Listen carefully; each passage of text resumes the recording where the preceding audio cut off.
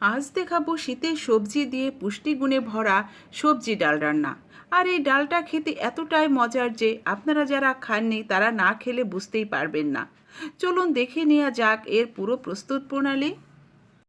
সবজি ডালটা রান্নার জন্য এখানে আমি কিছু দেশি মটর ডাল সিদ্ধ করে নেওয়ার জন্য বসিয়ে দিয়েছি। আমি এখানে শুধু মটরের ডাল নিয়েছি। আপনারা চাইলে এই ডালের সাথে মুসুরির ডাল ও মাসকলাইয়ের ডালও ব্যবহার করতে পারবেন। 2-3 রকমের ডাল দিয়েও কিন্তু এই সবজি ডালটা রান্না করা যায়। ডালটা আমার সিদ্ধ হয়ে গিয়েছে। এবার একটা চামচের সাহায্যে এইভাবে ডালটা একটু ঘুটে নেব। আপনারা চাইলে ডাল ঘুটনি দিয়েও এই কাজটা করতে পারবেন, তবে খুব বেশি মিহি করে ঘুটে নেওয়ার দরকার নেই। একটু আধ ভাঙ্গা করে নিলেই চলবে। এবার এই রকম একটা বড় পাত্রে ডালটা আমি পর্যাপ্ত পরিমাণ পানি দিয়ে একটু পাতলা করে নিয়েছি। এবার অপেক্ষা করব ডালে বলক আসা পর্যন্ত। অন্যদিকে আমি এখানে কিছু সবজি নিয়েছি। এখানে আছে মিষ্টি কুমড়া, যা আমি এইভাবে কেটে নিয়েছি। তারপর নিয়েছি মিষ্টি আলু, নিয়েছি শিম এবং আরও নিয়েছি কিছু ফুলকপি। আর এখানে নিয়েছি কিছু মূলা এবং আরও নিয়েছি আস্ত কিছু লাউ পাতা। আপনারা চাইলে সবজি কিন্তু কমিয়ে বা বাড়িয়েও নিতে পারবেন। অন্যদিকে ডালে আমার বলক চলে এসেছে। এবার পর্যায়ক্রমে সবজিগুলো দিয়ে দেব। প্রথমে দেব মূলা। যারা মূলা পছন্দ করেন না তারা এটা বাদ দিতে পারেন। দিয়ে দিচ্ছি মিষ্টি আলু। এবার দিয়ে দেব শিম, ফুলকপি আর মিষ্টি কুমড়া এবং আরও দিয়ে দিচ্ছি 2-3টা তেজপাতা।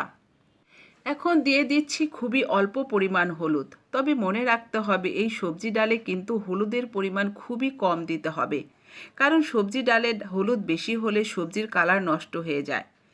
কথায় আছে, প্রথমে দর্শনধারী তারপর তো গুণ বিচারী।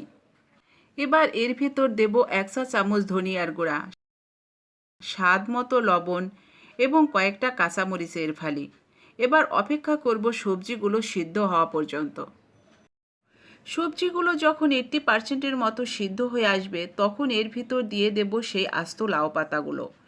এই রকম সবজি ডালে লাউ পাতা কখনো ছিঁড়ে দেবেন না, কারণ লাউ পাতা ছিঁড়ে দিলে ডালের ভিতর পাতা খুঁজে পাওয়া যাবে না।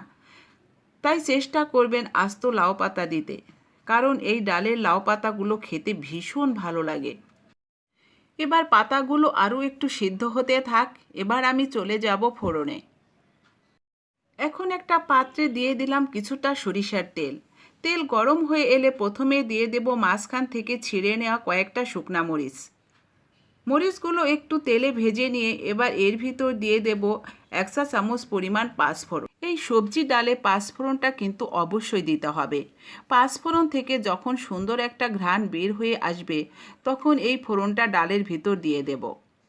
একদম শেষের দিকে দেব 1 চা চামচ ভাজা জিরার গুঁড়া এবং হাফ চা চামচ চিনি। আপনারা চিনি পছন্দ না করলে এটা স্কিপ করতে পারবেন, তবে চিনি দিলে ডাল খেতে একটু বেশি ভালো লাগে।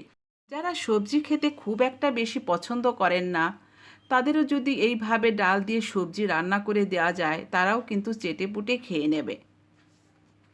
তবে আমার অনুরোধ থাকবে, যারা এইভাবে সবজি দিয়ে ডাল রান্না করেননি তারা একবার হলেও এইভাবে সবজি ডাল রান্না করে খেয়ে আমাকে কমেন্টসে জানাবেন। তো হয়ে গেল আমার ভীষণ মজার সবজি ডাল। আবার দেখা হবে অন্য কোনো খাবারের ভিডিও নিয়ে। আপনারা সবাই অনেক বেশি ভালো থাকবেন। আল্লাহ হাফেজ।